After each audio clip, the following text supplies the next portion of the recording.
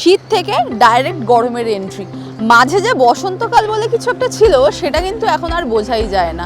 এই যেরকম দেখুন কয়েকদিন আগেই বেশ একটা ভালো ঠান্ডা বোঝা যাচ্ছিল, আর এখন দিনের বেলায় গায়ে কিন্তু সোয়েটার বা চাদরও রাখাই যাচ্ছে না। এবং আবহাওয়া অফিস কি বলছে, এই রকমভাবে কিন্তু তাপমাত্রা বাড়তেই থাকবে, অর্থাৎ শীত পুরোপুরিভাবে বিদায় নিয়ে নিয়েছে এবং এখন পুরো দমে গরম পড়তে চলেছে।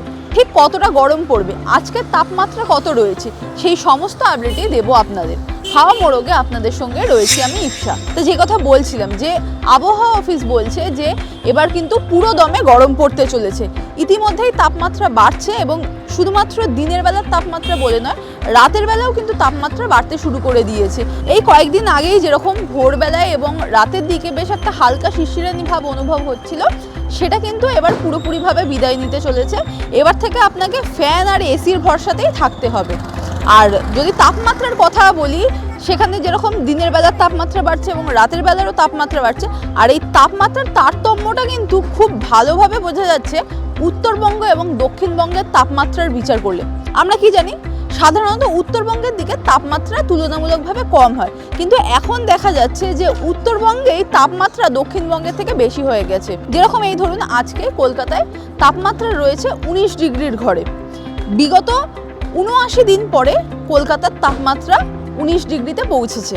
আর সেখানে যদি আমি উত্তরবঙ্গের কথা বলি, উত্তরবঙ্গে কিন্তু ক্রমেই তাপমাত্রা বাড়তে শুরু করে দিয়েছে। এই ধরুন আমি উদাহরণ দিই বাগডোগরার, তাহলে বাগডোগরায় আজকে তাপমাত্রা রয়েছে 30 ডিগ্রির ঘরে এবং জলপাইগুড়িতেও কিন্তু সর্বোচ্চ তাপমাত্রা 30 ডিগ্রি থেকে 32 ডিগ্রি পর্যন্ত পার করে যাচ্ছে। অর্থাৎ দক্ষিণবঙ্গের থেকে এখন কিন্তু গরম বেশি উত্তরবঙ্গে। আর যদি দক্ষিণবঙ্গের আবহাওয়ার কথা বলি, তাহলে আপনারা অনেকেই জানেন যেরকম যে একটা নিম্নচাপ তৈরি হচ্ছে, একটা পশ্চিমী ঝঞ্ঝা তৈরি হচ্ছে। আগামী রবিবার অর্থাৎ দুদিন পরেই নতুন করে একটা পশ্চিমী ঝঞ্ঝা তৈরি হবে এবং তার ফলে কিন্তু পরের সপ্তাহ থেকে সামান্য হলেও বৃষ্টির সম্ভাবনা রয়েছে। দক্ষিণবঙ্গে সোমবার এবং মঙ্গলবার হালকা বৃষ্টির সম্ভাবনা রয়েছে। কোনো কোনো জায়গায় মূলত যেহেতু এই নিম্নচাপটা ওড়িশার উপকূলে তৈরি হচ্ছে, বঙ্গোপসাগরের ওপরে তৈরি হচ্ছে, তার ফলে ওড়িশার উপকূলবর্তী যে সমস্ত জেলাগুলি রয়েছে সেই সমস্ত জায়গাতেই বৃষ্টির সম্ভাবনা বেশি রয়েছে। বাকি সমস্ত জেলাতেও হালকা আকাশ মেঘলা থাকতে পারে, কোনো কোনো জায়গায় বিক্ষিপ্তভাবে বৃষ্টির সম্ভাবনা রয়েছে। অন্যদিকে উত্তরবঙ্গে কিন্তু আকাশ পরিষ্কার রয়েছে। সকালের দিকে হালকা থেকে মাঝারি পরিমাণ কুয়াশা থাকলেও দিনের বেলা যত বাড়বে আকাশ পরিষ্কার হয়ে যাবে এবং দার্জিলিংয়ে এখন তাপমাত্রা রয়েছে 6 থেকে 8 ডিগ্রির ঘরে। আগামী 2-3 দিনের মধ্যেই এই তাপমাত্রা 6 থেকে 7 ডিগ্রি পর্যন্ত বাড়তে পারে।